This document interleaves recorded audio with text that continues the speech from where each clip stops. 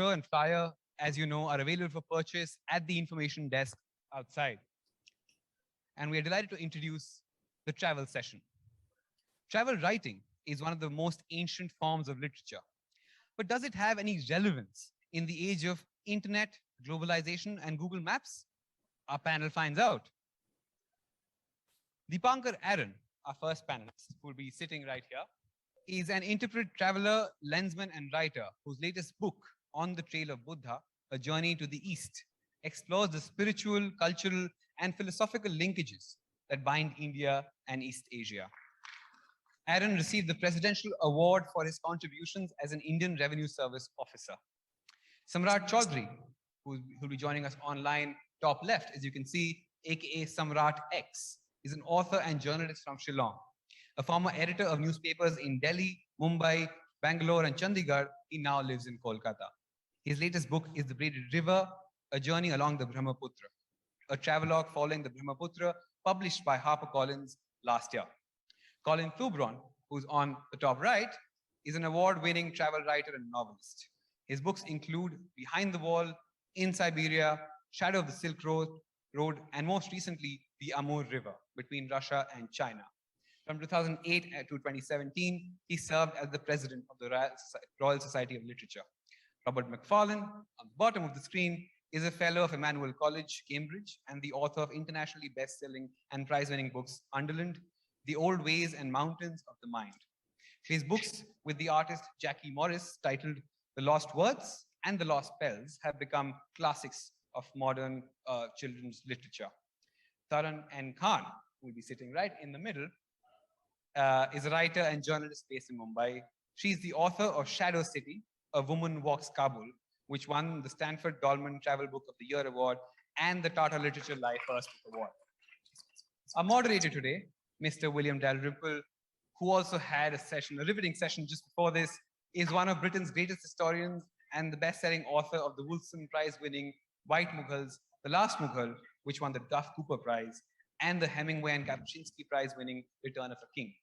His most recent book, The Anarchy, was longlisted for the Baillie Gifford Prize 2019, among others. He's a fellow of the Royal Society of Literature, the Royal Asiatic Society, and the Royal Society of Edinburgh, and writes regularly for the New Yorker and the Guardian.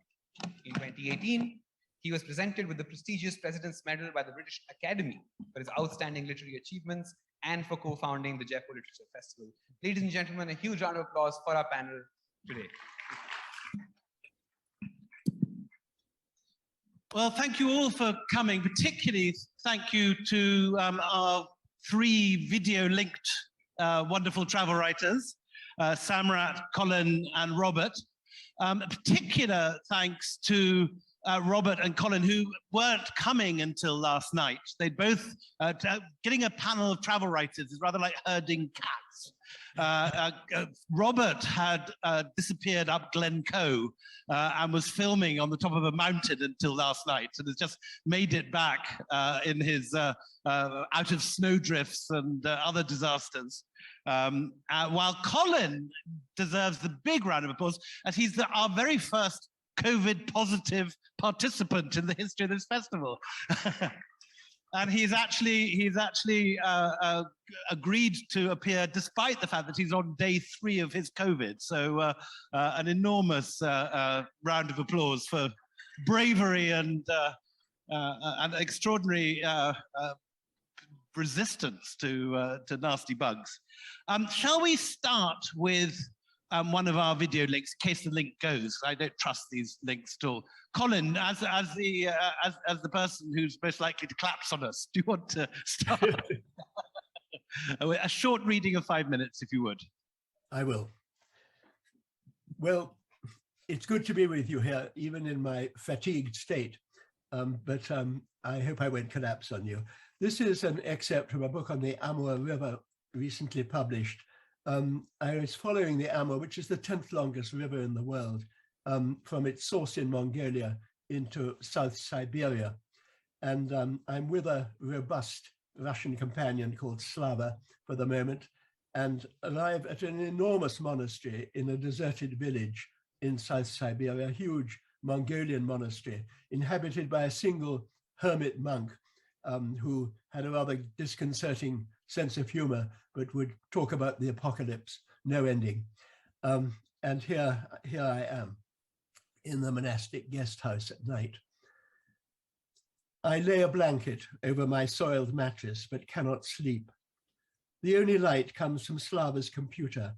He primes his mobile phone for me, and I go outside in the starlight and call my wife.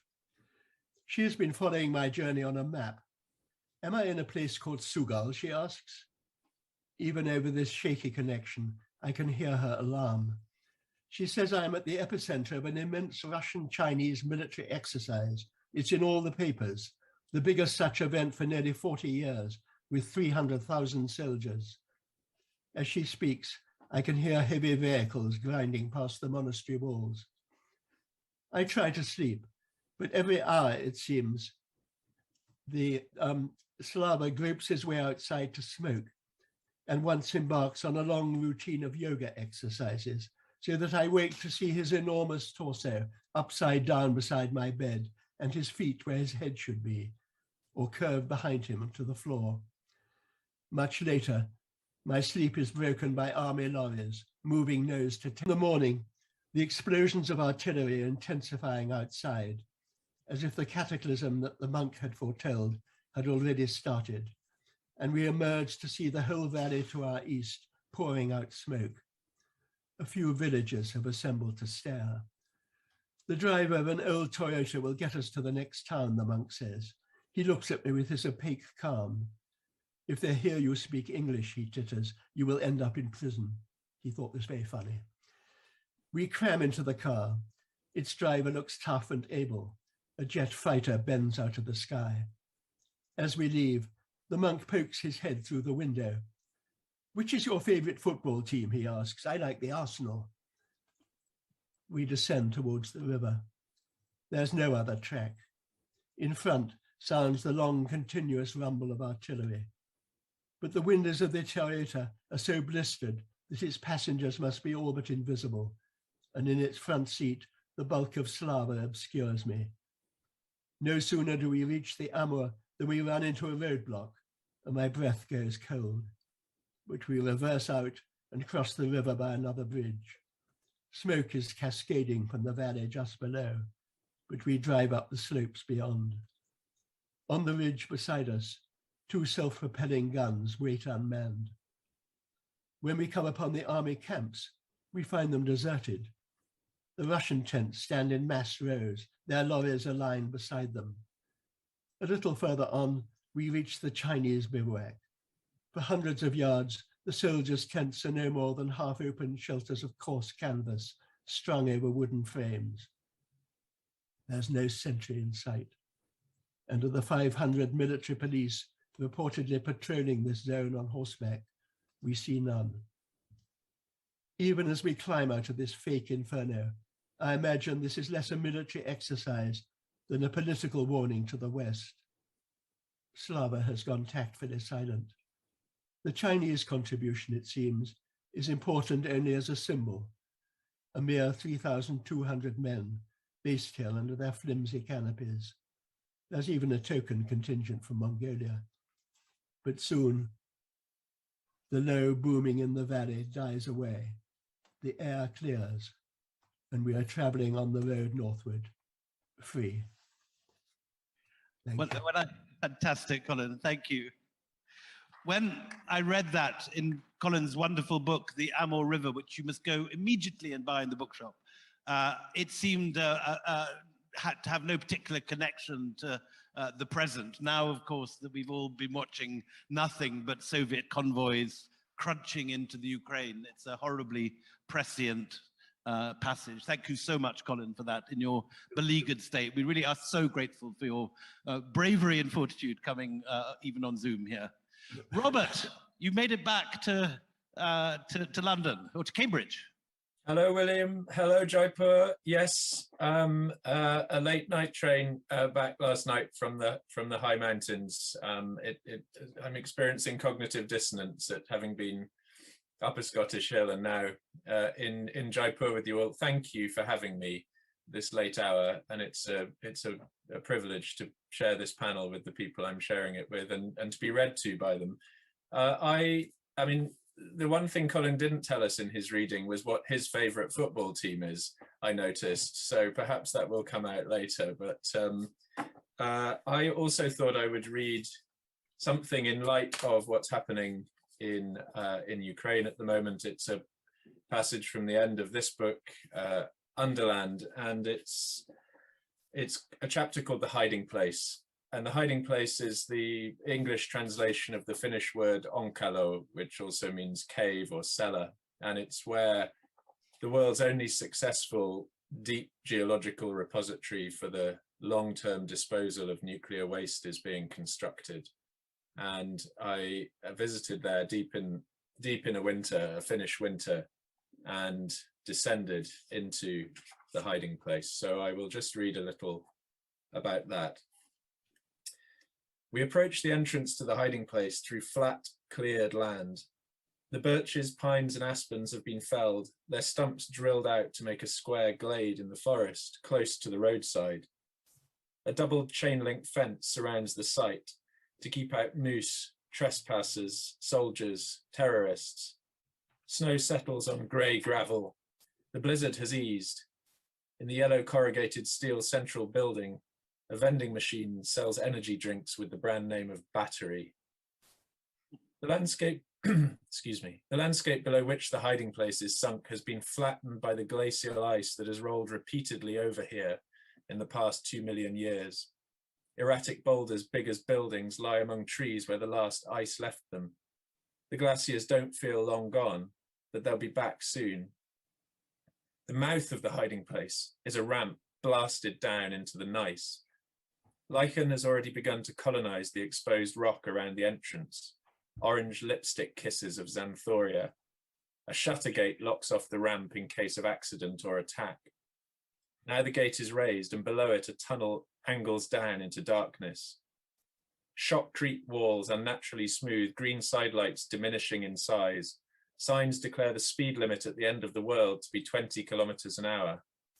Utilities cables droop between brackets. A gurgle of water runs down a gutter and air moves coldly, chillingly up from below, stirring stone dust. The earth is our tabernacle, a receptacle for all decompositions. From the threshold, the tunnel leads down and around in a steady, crooked 3-mile spiral before leveling out at the burial chambers themselves. Sometimes we bury materials in order that they may be preserved for the future. Sometimes we bury materials in order to preserve the future from them. Some kinds of burial aspire to repetition and re-inheritance, others to oblivion. Onkalo is constructed with the desire that its contents never be retrieved. It is a place that confronts us with timescales that scorn our usual measures. Radiological time is not equivalent to eternity, but it does function across temporal spans of such breadth that our conventional modes of imagination and communication collapse in consideration of them.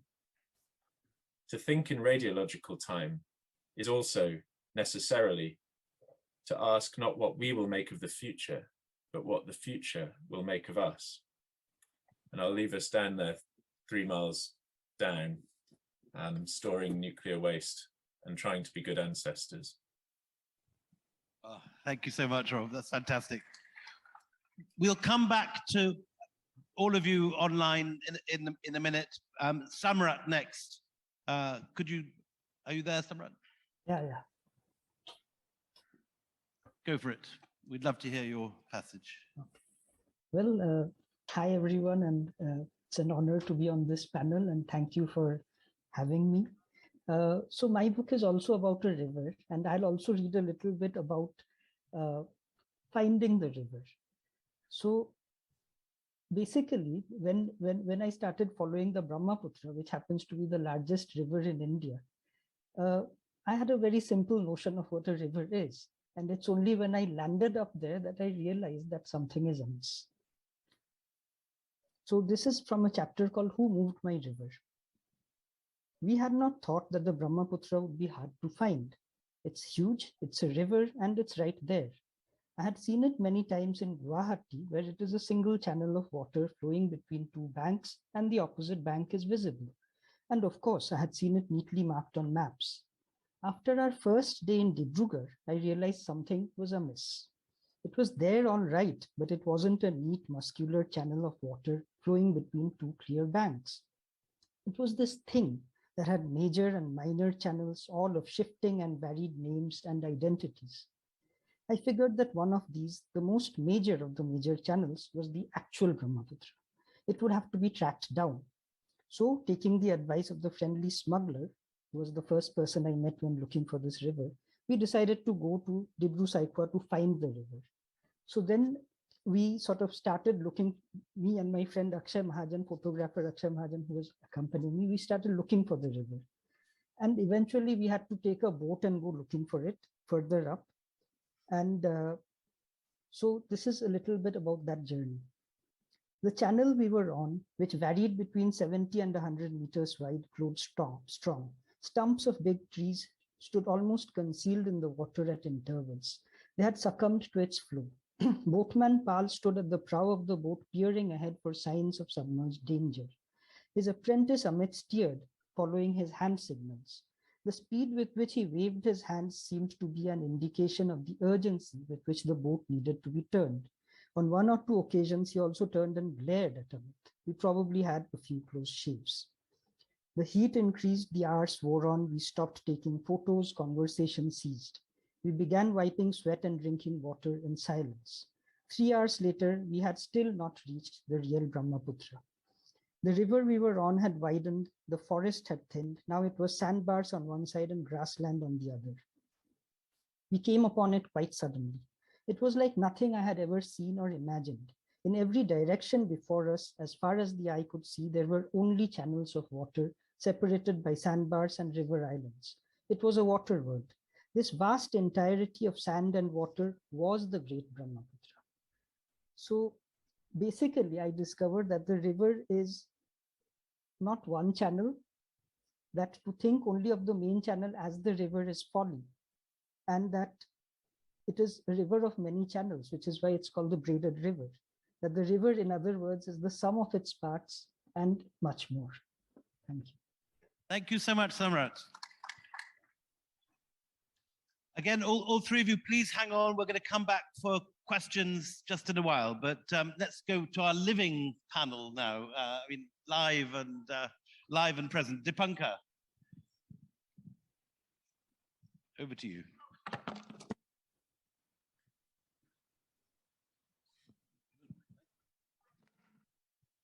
Oh, well, thank you, William. It's a real pleasure to be back in Jaipur. I landed here from East Asia in 2015 and spent 2 wonderful years attending JLF, and now I'm back again after 5 years.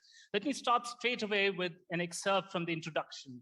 It was an old, dilapidated structure, destroyed with such vigor that it was difficult to make out what it was until 2 octogenarian Japanese women stopped in front of it with folded hands, facing what seemed like the sanctum sanctorum of a temple.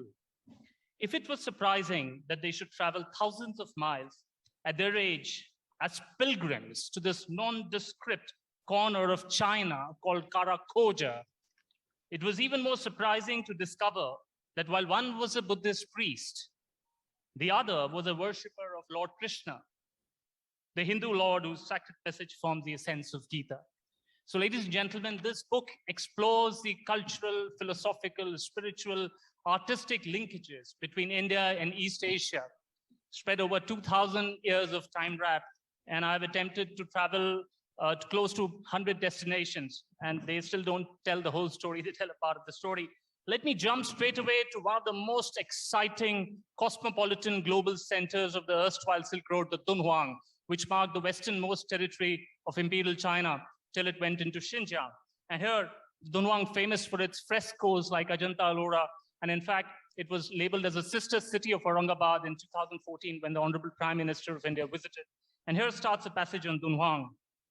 As I walked over the sand dunes of Gobi Desert in the famous Min Mountains, thousands of years of history flashed across my mind. As high-speed winds whistled across the desert, converting the sand dunes into singing sand dunes, I could feel the wind from ancient cultures, some still alive, and some lost to the vagaries of time, sweep past me. Walking on the sand dunes, I could feel the fatigue the Silk Road travelers would have felt while coming from the west, and the great relief on sighting the oasis town of Dunhuang. I could feel the need of prayers for the travelers coming from the east, who were to embark on the journey to the west, towards the merciless dry deserts of Gobi and Taklamakan. Dunhuang, located in modern Gansu province of China, has a special place, beg your pardon, in the history of the Silk Road. For almost 1500 years, it was the gateway to the Western frontiers, while silk, porcelain, tea, compass, paper, printing technology, and gunpowder came from the eastern side of the town. Precious stones, jade, medicine, astronomy, calendar, scientific and technical knowledge came from the west. Camels and horses came from the north. Alongside trade and commerce came the Buddhist philosophy and religion from India. I now jump over to one exciting place called Turfan, which has these lost cities of Karakhoja and Yarkoto, which used to be the capital of the Uyghur land of Xinjiang for close to from 5th century BC right up to 12th century AD. And here it goes. There was a common thread running through all the Buddhist caves in and around Turfan and Dunhuang. Apart from the fact that they were about Buddhism and that they were in China, all of them were tucked in mountains overlooking a river, surrounded by ruthless arid deserts of Taklamakan or Gobi. The rivers had sliced off the landscape in each of these places like a knife, creating a wedge. Around the river, flowing in the valleys surrounding these caves, developed an ecosystem with trees and shrubs, creating an oasis of habitations. From the Magao caves near Dunhuang to the Western Thousand Buddha caves, to the Bezekli caves, to the Thiok caves overlooking the river beside the Thiok village, to the destroyed ancient city of Yarkoto, sandwiched between the two rivers, the pattern was the same. The music continued to resonate from the rhubarb player in the Buddhist temple of Karakhoja to the chanting of the Japanese, to the mellifluous music coming out from an even more gifted rhubarb player at the Bezekli caves, from the videos of Uyghur music played in a taxi to the live music inside a very atmospheric restaurant in Turfan. The music never ceased. All through our stay in Turfan, the melodies made us travel from the Arabian sands to the Russian countryside to the plains of Central Asia. It was hard to say goodbye to Turfan. It was even harder after meeting all the wonderful people and having a peek into its very rich and colorful history at the very heart of the Silk Road. Lots of Buddha moments came in the delightful company of the Uyghurs. The middle-aged ladies collecting grapes in the orchards and sweetly offering their famous fresh grapes. Villagers offering laza leek, which is delicious, food in their lovely homes, and mouth-watering watermelons, fresh from the farms. We entered their homes in Thiok village as strangers, full of curiosity, and left with a touch of sorrow, knowing that we would never meet again. We left with a heavy heart, wishing our friends Khuda Amenag, which is goodbye in Uyghur. I'll pause and stop here for the time. Thank you so much, Deepankar. It's gorgeous.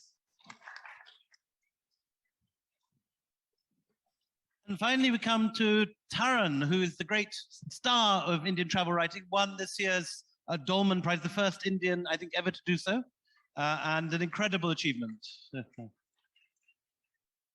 I strongly recommend her book, Shadow City, as I'm sure you will see when she reads from it now. Thank you, William. When you asked me to prepare a reading, I sort of flicked through the whole book because even when I was writing this book, I was very aware that I'm writing against time. I was writing about a city that already had, in some senses, vanished because my time in Kabul was 2006 to 13, and the book came out a couple of years ago. Now, more than ever, I think this book is a portrait of a city that is in some ways, subsumed once again. And since all our books somehow seem to be so topical, I think with Ukraine and with Afghanistan being back in the news, I flicked through the entire book trying to figure out what to share with the audience today. I wanted to talk about the wedding halls, about the food, the cinemas, all the beautiful things that moved me so much. And I ended up coming back to the beginning, which I have read from previously, but I hope you will be okay. Wonderful choice. Go for it. And I think the reason I want to share this with all of you today is because it's the beginning of a journey into a city that is at least partly of the imagination and at least partly of affection. It's a city that we all carry. It's a city we feel love for, a city we think of as our own. And I think partly the reason why I wrote this book was to make the idea that Kabul can be a city like that. It's not necessarily a faraway city, only of war, only of suffering, but a place that can seem familiar. I was surprised the first time I went there from Delhi. It's close, a shorter flight Yes. from Delhi than it is to Bombay. Yes, but also a temporal distance as well. It's not, it seems somehow both familiar and unknown is how it struck me. So I'll read then from the foreword. It's a brief piece. One of the first things I was told when I arrived in Kabul was never to walk. It was early 2006, 5 years after the overthrow of the Taliban government by US-led coalition forces, around the same amount of time that the Taliban had been in power before 2001. Winter was just beginning to fade, and like the seasons, Kabul was on the verge of turning, though we did not know it then. As spring transformed the surroundings, I joined the rush of bodies on the street and took my first walk in the city. My memory begins from a place I almost certainly did not start from. I must have got there somehow, but in my mind, I first recall moving through a bazaar called Mandai on the southern side of the Kabul River. I remember making my way through narrow lanes and shops that extended onto the street, traders and their carts spilling onto the thoroughfares, stepping around the piles of dried fruit, tins of cooking oil, soap. The way the dull sunlight of that rainy spring day filtered through the canopies erected over some shops. The earth was muddy, the market not too crowded, familiar like the bazaars of cities I knew in India.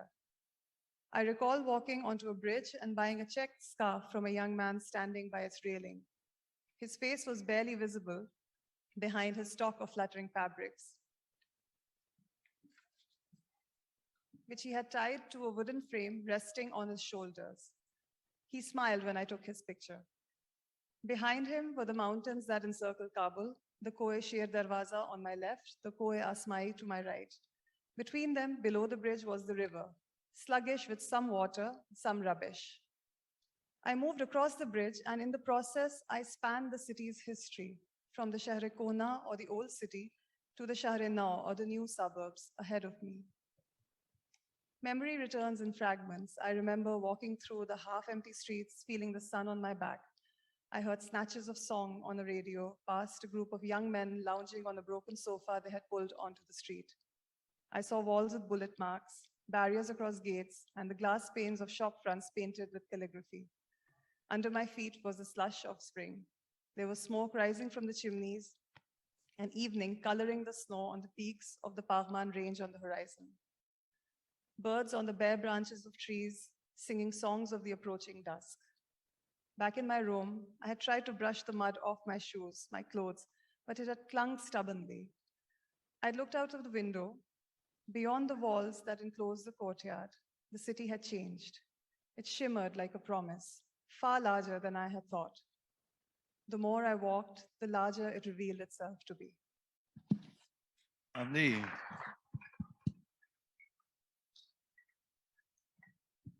I'm going to read a passage about a trip I made just before lockdown that hasn't made it into book form yet, but it was, I'd always loved the Baburnama. Whatever you think of Babur as a conqueror, as a politician, as a writer, he was an extraordinary memoirist who's able to summon up images of his homeland. Above all, he talked about Fergana, his homeland, and he talks about the size of the pheasants. A single one, he said, could feed a family of 6 people. And I'd always wanted to go to Fergana, but people used to put me off. They said it was an industrial zone, that had lost all its beauty. And when I finally went to visit Uzbekistan in 2019, I made a point of going straight to Fergana to see if it had been wrecked. What was left of the valley that Babur had described as the closest place on earth to the heavenly paradise? I negotiated a fee with the taxi driver and set off to find out. The valley was reached from the flat steppe around Tashkent by a road that led at first through an unpromising belt of factories, power plants, and cooling towers, pylons marching through the steppe grasslands and semi-derelict freight yards. Here there were occasional glimpses of dead white fields killed by salination from careless irrigation or the obsessive Soviet cotton monoculture. But after an hour, the highway turned sharply into the mountains. It began to climb, corkscrewing steeply upwards through what soon became green alpine meadows. The roadsides were full of hollyhocks, asphodels, and wild tulips, all framed by the blinding white of the snowy peaks rising in the distance. As we rode, huge, high Central Asian skies stretched out, framed by the peaks of the Tian Shan. It grew distinctly colder. We began to patch passes of snow by the roadside. At the top of the pass, we went through a rain shadow, a high altitude desert, then descended on the far side into a scrubby, arid steppe grassland. Then quite suddenly at the bottom of the slope, the steppe blossomed. Beyond the first fields of rich spring wheat, we saw bubbling irrigation runnels, muddy with fresh snowmelt from the Kyrgyz Pamirs that had brought about the transformation. Beyond these fields, framed by jagged snow peaks, lies the fertile fruit basket of Babur's beloved homeland. Whatever the case 30 years ago, there was not a cotton factory to be seen now. The Fergana Valley had reverted to the high altitude Eden that it was at the time of Babur. As we drove along avenues of poplars, rolling meadows full of poppies, flanked apple, mulberry, apricot, and almond orchards. In the distance, on the higher ground at the edge of the valley, were vineyards with young vine shoots twisting that way along the supports. Next to some of the larger irrigation runnels, men sat cross-legged on wooden charpoys, sipping tea. Flocks of fat-tailed sheep were grazing among the meadows, watched over by women in wimples and velveteen waistcoats. Donkeys rested by the roadside. An old man with gold teeth cast a fishing line over a bridge. It reminded me of Kashmir, or perhaps the Shumali plain outside Kabul. 20 miles beyond, we turned up a green and lovely valley towards Katalanga. Herds of goats were grazing on rolling water meadows. Eagles soared overhead. At the very end of the valley, high on a hill, long after the tarmac road had given way to a dusty farm track, we saw that what we had come for, the Naqshbandi Sufi shrine of the Timurid scholar-poet Sheikh Muhammad Sadiq, a direct contemporary of Babur's, whose gorgeous tomb, surrounded on all sides by a thickly planted, shade-giving orchard, had the beginnings of the long neck and elongated Timurid dome that would, 3 generations later, blossom in the silhouette of the Taj Mahal. The only other visitors were 3 elderly women in aprons who prostrated themselves, then reversed out, still facing the grave of the saint. Inside, we found the shrine keeper, Abul Hassan. He sported a pepper and salt beard and was wearing an Afghan-style chopan of beautifully striped silk, topped with a small polygonal Uzbek cap. I asked him about the sheikh. He was a very great Sufi saint, said Abul Hassan, a very great academic and a poet too. And people still come to pray? Of course, he said. More and more people come, pilgrims from all over, Uzbeks, Afghans, Turks, Hindustanis, Arabs, even Europeans. The whole world, everyone comes, especially on a Thursday. He gestured around him. He knows every time we step inside this building. He knows what we wish for, and he will tell the God. Many people are cured of illness. Barren women become pregnant. The poor find sustenance.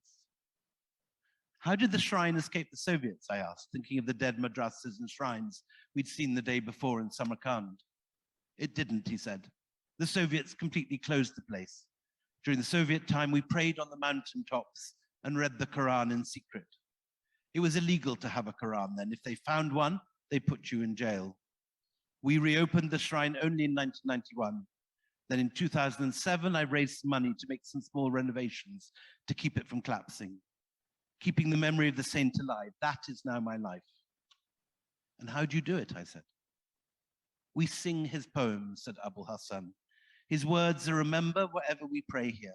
We sing, and only then can my heart find rest. Would you like to hear? I would. So Abul Hassan began to sing, and he did so with all his heart, filling the shrine chamber with a beautifully strong tonic descant of minor chords, rising to a climax, then falling gently away again. He fell quiet when he had done, hands cupped, eyes closed, lost in prayer.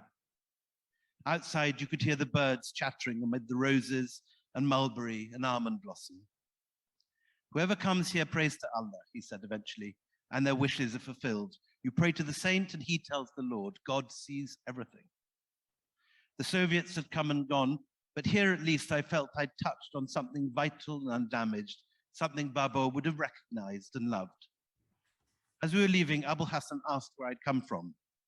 When I said Delhi, his face lit up, and he quoted some Persian texts by the poet Bedil. He died in Delhi, he said. Do you know his work? Do they still tend his tomb? Thank you.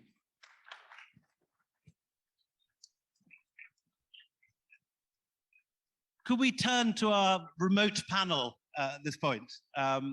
Colin, could you tell us, what can travel writing still do that the internet or fiction cannot? Why should we read travel books?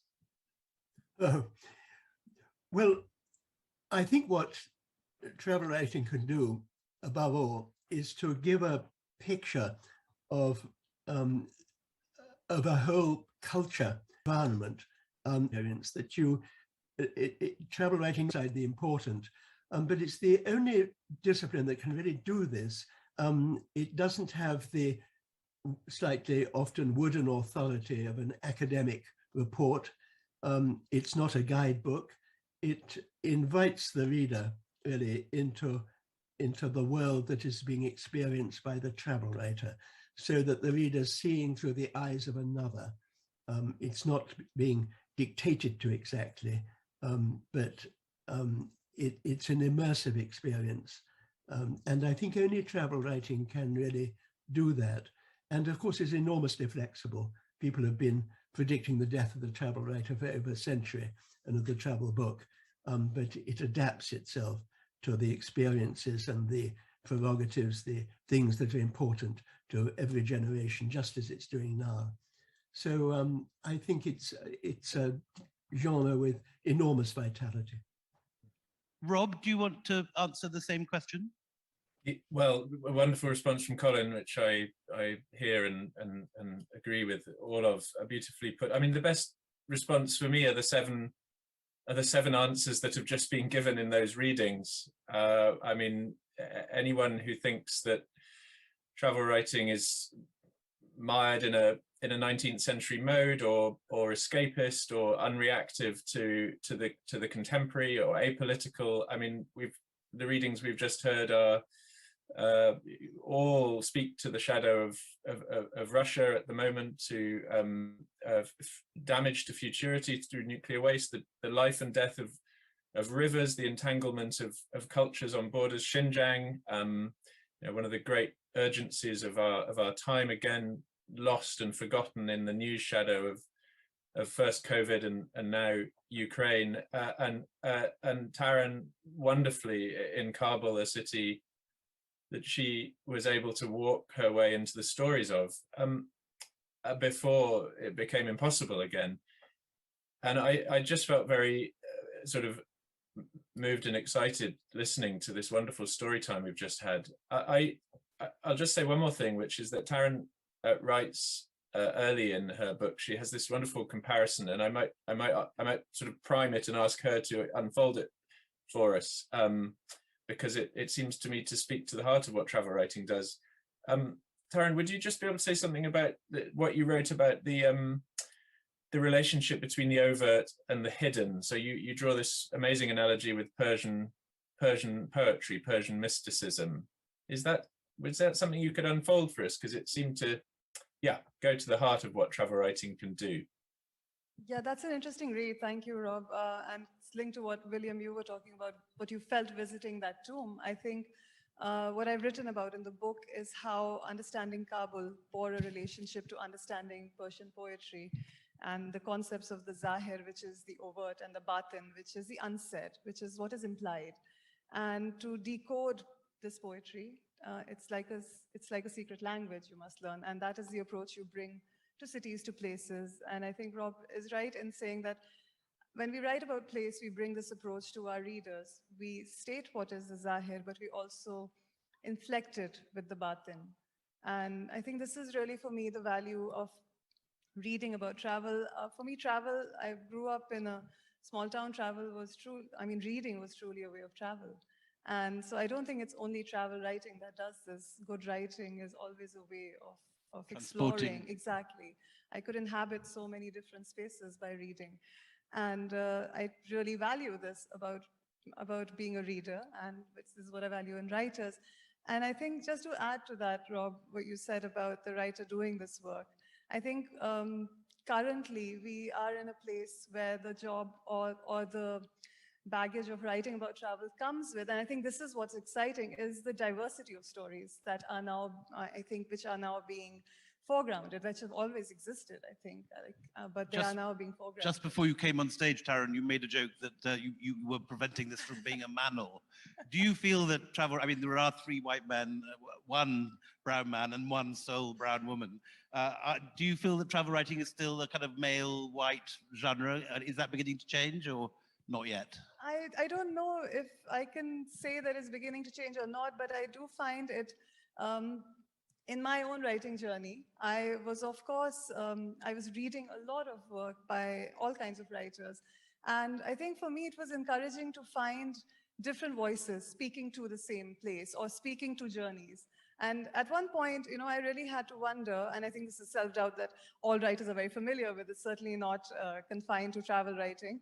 But are these stories worth telling, is the question that I asked myself. And I think this is important when we talk about place, because all of us see places so differently. You know, we cast them in the shadow of or in the shape of what we know intimately. That's different for everyone, you know, and I think that's what I would really value. And I think it is changing. I mean, the fact that the Dolman Award was given to a book about Afghanistan written by an Indian woman, I think is definitely an encouraging sign. But I think this is, and even the new Granta issue, which is called Should We Have Stayed at Home, I think. Did you talk about that for a second? Important, actually. Yeah, the title was Should We Have Stayed at Home? It seems like a paradox. I mean, it seems like, why would a travel issue be titled that? But the collection of voices in that, again, is so diverse. And speaking to the contradictions of being a traveler at this moment, the environmental costs, the cultural costs of all these travels, and how different travel is to all of us. You know, we're talking about political crisis creating refugees. These are journeys which are never really taken into account, but they are nevertheless very important journeys. So my essay in Granta was about the community of Afghan refugees living in Europe, which are wonderful journeys. piece. I highly recommend, and it's online now, I think. Yeah. I think it's no longer freely available, but it is online in the new Granta. Deepankar. Yes, I mean, travel writing, I think, is eventually a very spiritual sort of an experience. I mean, while you start embarking on the journeys and trying to distill your experiences, it's as much a journey within. It's your interaction with the place, with the people, with the food, with the culture, with the history of that place. So it distills all that. And it's not just name, place, animal, things, which is what the Google reveals. I mean, you don't really need Google. It has to be personalized account. And in a sense, life is also some total of experiences. That's what it is. It has no beginning, no end, or a beginning and an end.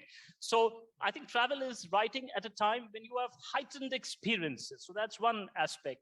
The other is, of course, it brings civilizations closer. I mean, if you look at Zhuangzhang, or Huan Shan, as he's called, the gentleman traveled to India between 628 and 645. I talk extensively about him, and left the humongous records, which are called as the records of Western regions.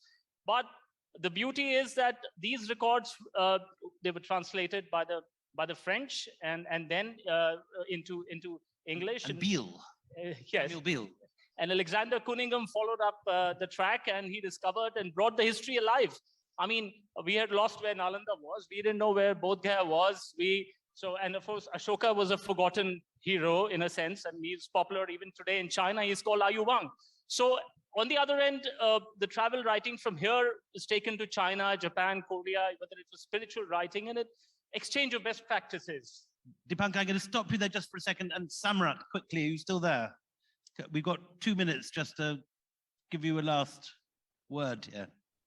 Well, about I think travel writing basically, theoretically, it's possible for people to see a lot of things on YouTube and to find a lot from Google. But the thing is that as readers or as viewers, time is limited. So essentially, I think travel writing can also do, apart from what everybody else has already said, is compress, is, as I think Deepankar said, distill, is bring together a lot of essential information about a place, but also the experiences of a place in one single volume, which otherwise would be very difficult for a reader to get to. So thank you so much. We're running out of time, but we still time for audience questions? We're over time. I'm so sorry, but thank you particularly to our distant panelists joining us by Zoom. We're missing you all here. Colin, I know you were meant to be here, and we would love you to come back next year. Rob, you haven't been yet, and you must come. You must promise to come next year. Now, particularly that you've shed some of your duties at Cambridge, there's no more excuses. I hope that's understood clearly. Understood, really. Thank you. Audience, please, a big round of applause.